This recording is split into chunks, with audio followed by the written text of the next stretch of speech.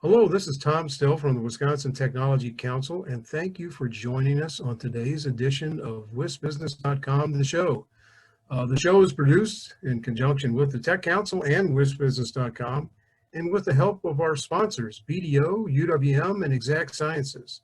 Thanks again for watching today's edition of the show. Well, what happened at the Tech Summit? It took place March 14th in person at Green Bay's Lambeau Field. You can look at that link there if you want to go back and see some of the other reporting around it. We had 60 plus emerging companies, about 20 major firms, and a lot of presentations during the day that we hope were really valuable for our attendees. And a tour of Lambeau and a reception followed, complete, by the way, with one tour group reporting seeing Mason Crosby coming off the field. So there's a highlight. We have some upcoming events that we want to tell you about. March 29th at the Sheraton Hotel in Madison, our luncheon will be around putting a charge into the electric vehicle movement. Have some great guests signed up for that. There's a link if you can sign up to attend. March 31st, that will be an innovative plan to improve rural health delivery. That will be at the UW Eau Claire. And there's a link there pointing you to that as well. And as always, watch for the Tech Council Current, our weekly newsletter, for other information related to our events and news. Welcome to today's guest, Barb LaMue from the New North. I'm back with Barb LaMue, President and CEO of the New North. Welcome, Barb. Thanks for joining us today. Yeah, thank you so much, Tom, for having me on your show. Absolutely. Well, first, with kind of a basic question. What is New North? Describe what it is. Yeah, thank you, Tom. We are a nonprofit foundation. We cover 18 counties in Northeast Wisconsin. And our whole focus is to retain and attract both talent and business investment into our particular region. When you talk about New North to people who might be thinking about landing there, what do you talk about in terms of the opportunities? Yeah, thank you so much. We really talk about our diverse business mix. We know, what we're strong in and where we have room for improvement. Manufacturing is our core. We know Wisconsin is a manufacturing state. We have the highest concentration of manufacturers in a region, and that's in the country. So we do talk about that strength, and it's not just so much the OEMs, but it's also the companies that are part of their supply chain. We talk about, we have 1.28 million people, annually $70 billion of gross regional product comes out of our region. We've been told that the Department of Revenue watches our region very, very closely because it's a good barometer, as to how the state as a whole is going to do with regard to the collection of revenue receipts, to help pay for state services.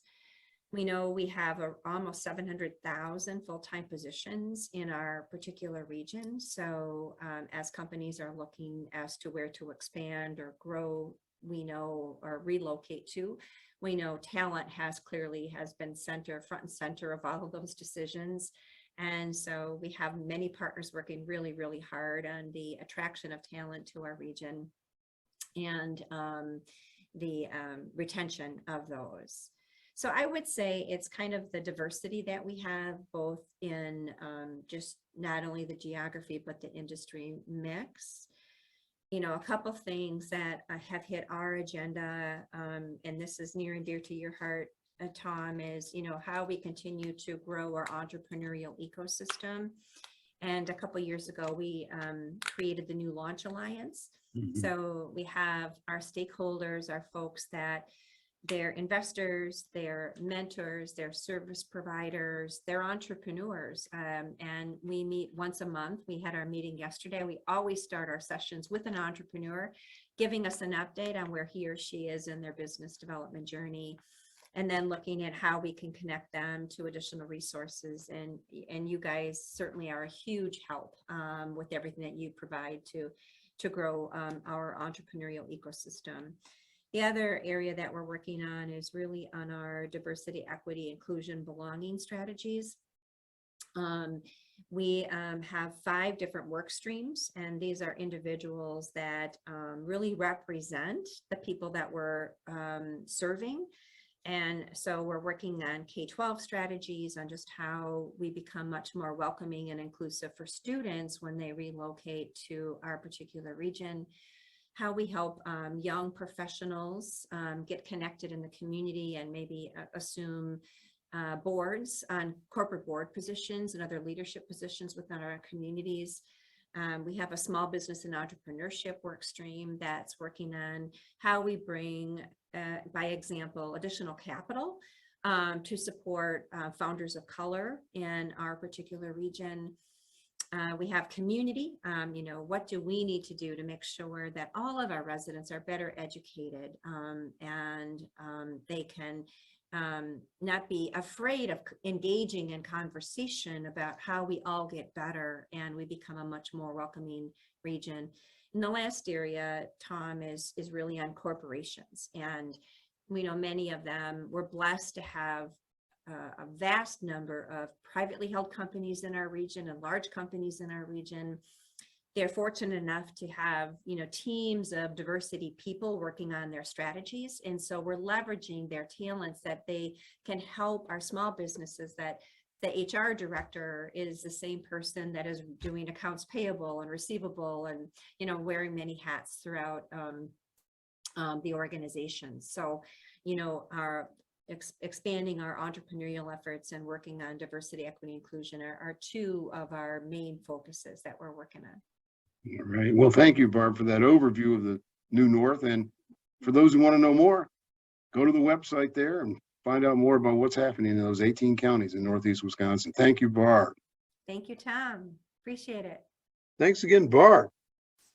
Well, a couple of updates on some things that have happened in the public policy world.